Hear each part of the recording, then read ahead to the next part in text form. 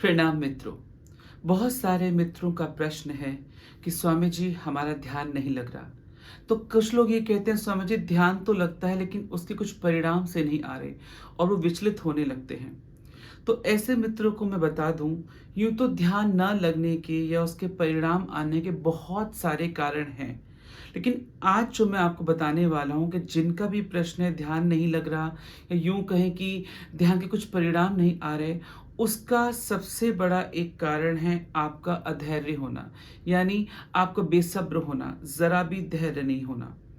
यदि आप ध्यान के क्षेत्र में उतरे हैं, कोई ध्यान कर रहे हैं, किसी विधि को कर रहे हैं, तो आपको थोड़ा धैर्य रखना सीखना पड़ेगा। और धैर्य की बातें यूँ ही नहीं आ जाती कि मैं बोलूँ धैर्य रखो आ जाए। कुछ बातों को आप जीवन में समझें। और सबसे पहला कि यदि आप ध्यान कर रहे हैं, तो ध्यान के साथ-साथ उसका नियमित अभ्यास यानी रेगुलर रखें, नियमित रखें और प्रैक्टिस करते रहें। कुछ लोग सोचते हैं हमने 1 घंटा किया या किसी एक शिविर को अटेंड कर लिया या कुछ गैप के बाद किया। तो ऐसे लोगों को बहुत जल्दी बेचैनी हो जाती है। वो ये गिनने लगते हैं हमें 1 महीना हो गया, हमें 4 महीना हो गया, हमें 1 साल हो गया, गति नहीं हो रही या वो परिणाम नहीं आ रहे। जबकि इसका कारण ये भी होता है कि एक तो आप रेगुलर नहीं हैं, अभ्यास नहीं कर रहे और परमानेंट नहीं हैं। यदि आप नियमितता रखेंगे और अभ्यासरत रहेंगे तो परिणाम ज़रूर आएँगे। लेकिन इसके साथ-साथ जो मोटी चीज़ है वो है धैर्य। क्योंकि आपको अपने आप के जीवन से कुछ उदाहरण लेने चाहिए, सीखना चाहिए, सोचना चाहिए और समझना चाहिए कि क्या मेरे वाक़ई धैर्य की कमी है? एक छोटी-सी बात लीजिए, मान के चलिए आपने कभी रोटी बनाई होगी या जो महिलाएँ रोटी बनाती हैं, जब आपने रोटी बनाना किचन में शुरू की थी, क्या एक बार में रोटी गोल बन गई थी? यदि बन गई थी तो क्या एक बार में फूल गई थी? नहीं। तो जब आपकी एक बार में रोटी गोल नहीं मिलती, फूलती नहीं है, जो कि एक साधारण सा कृत्य है, तब भी आप उसकी प्रैक्टिस करते रहते हो। तो ध्यान तो और गहरी बात है, वो भी तो आपको धीरे-धीरे आई कि धीरे-धीरे गोल बनेगी, कभी आड़ी-तिरछी बनती है, फिर फूलती नहीं है, चिपक जाती है, जल जाती है, फिर एक दिन प्रैक्टिस से आता है कि वो रोटी भी आपकी गरम-गरम गोल बनने लगती है। इसका एक और उदाहरण लें, जैसे आपने बचपन में साइकिल चलानी सीखी होगी या जिस भी उम्र में साइकिल चलानी सीखी होगी, ऐसा तो नहीं हुआ होगा कि आपने साइकिल का हैंडल पकड़ा, गद्दी पे बैठे और साइकिल एकदम से चल पड़ी। ऐसा नहीं होता। आप कितनी बार गिरे होंगे, कभी क्रॉस करके चलाई होगी, कभी पीछे बैठ के चलाई होगी, कभी आपके पापा ने, भैया ने, मम्मी ने, दोस्त ने साइकिल को पकड़ा होगा या छोटेपन की साइकिल की हम बात करें उसमें बच्चों के टायर लगे होते हैं साइकिल के साथ में ताकि बच्चा गिरे नहीं। तो कुछ ना कुछ सेफ्टी होती है। फिर हम धीरे-धीरे उन टायरों को हटाते हैं, कोई हमें पकड़ के चलाता है, तो कभी किसी को हम पीछे बैठा के चलाते हैं। तो तब जाके कई बार गिरने के बाद हम साइकिल चलाना सीखते हैं। तो क्या साइकिल चलाना भी हमें एक बार में आ जाती? नहीं आती। तो क्या ध्यान आप ऐसा क्यों सोचते हैं कि आज मैंने कर लिया या इनके कैंप में कर लिया या मैंने उस आश्रम में कर लिया? तुम धैर्य नहीं रखते। हम धैर्य ना रखने के कारण या तो गुरु बदलते हैं या ध्यान की विधियाँ बदलते हैं। तो यदि आप किसी का भी कोई भी ध्यान या किसी भी विधि से ध्यान कर रहे हैं, तो आपका धैर्य रखना, अभ्यासरत रहना और नियमित रहना बहुत ज़रूरी है। जैसा ओशो कहते भी हैं कि यदि आप किसी भी विधि को अपना रहे हैं और उसको जाँच रहे हैं या ये देख रहे हैं कि आपके साथ वो तारतम्य बैठ रहा है और वह विधि आप पे काम कर रही है, तो कम से कम 21 दिन उसको नियमित ध्यान करें। लेकिन हम ऐसा नहीं करते, एक कैंप में 3 दिन कुछ कर लिया, फिर कुछ महीने बाद एक कैंप में 3 दिन कुछ कर लिया या कभी-कभी घर में कुछ कर लिया। तो ऐसे करके नहीं होता। रोटी आपने ऐसे ही नहीं सीखी, कभी 1 साल बाद दोबारा हाथ लगाई। साइकिल ऐसे नहीं कि एक बार 5 मिनट चलाने के बाद ठोकर खाई, गिर गए, फिर आपने 3 महीने बाद हाथ लगाई। ऐसा आप नहीं करते, रेगुलर करते रहते हैं।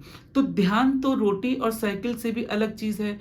तो जब आप रोटी बनाना 1 सेकंड में, एक बार में नहीं सीख पाते, साइकिल चलाना 1 सेकंड में, एक बार में एकदम नहीं सीख पाते, तो ध्यान के बारे में आप ऐसा क्यों सोचते हैं?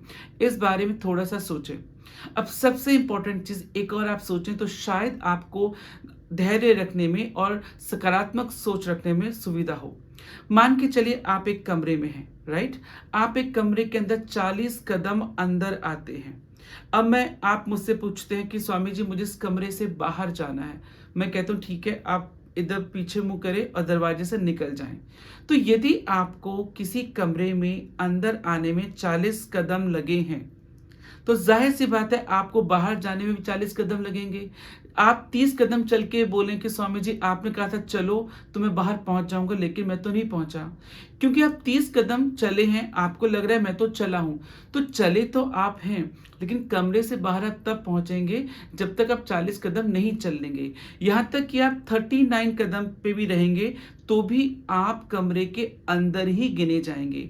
ये उदाहरण इस बात का प्रतीक है, जितना बेचैन आपका मन है, जैसी आपकी सोच है, जैसी आपकी परवरिश है, जैसा आपका सत्संग है, जैसा भी आपका दृष्टिकोण है, या जो भी विधि आप कर रहे हैं, अभ्यास नहीं कर रहे, इन सब की एक लंबी यात्रा है। अब कितने लंबे समय से आप इन चीज़ों से गुज़र रहे हैं, तो ऐसे ही उस ध्यान को सधने में, लगने में भी वक़्त लगेगा। तो आप यही सोचें कि अगर कमरे में अंदर आने में 40 कदम लगे हैं, तो 40 कदम तो कम से कम आपको बाहर जाने में लगेंगे ही लगेंगे। तो इस बात का आप हमेशा ध्यान रखें। ये नहीं हो कि मैंने 1 घंटा ध्यान कर लिया था, अच्छा उन गुरुजी का या इन स्वामी जी का मैंने ये विधि मैंने कर ली। ये ऐसे ही आप 10 कदम चले फिर पूछे मैं तो कमरे से बाहर नहीं गया, 20 कदम निकले मैं तो कमरे से बाहर नहीं गया। इसका मतलब यही हुआ कि आपने कुछ दिन विधि करी, 1-3 दिन का कैंप अटेंड किया, फिर कुछ नहीं हुआ।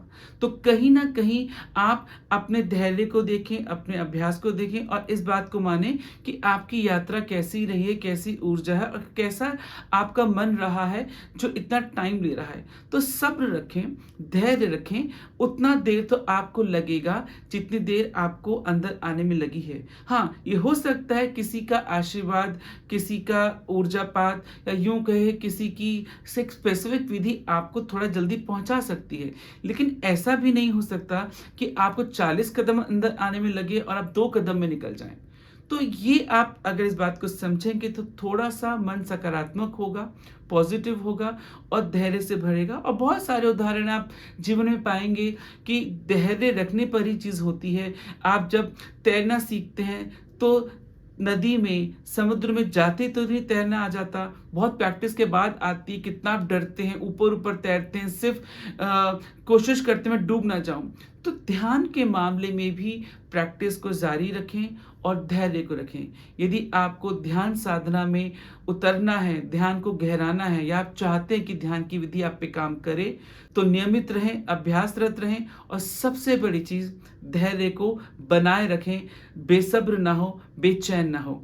आशा है आपको अपने प्रश्न का उत्तर मिला होगा। देखने के लिए बहुत-बहुत धन्यवाद।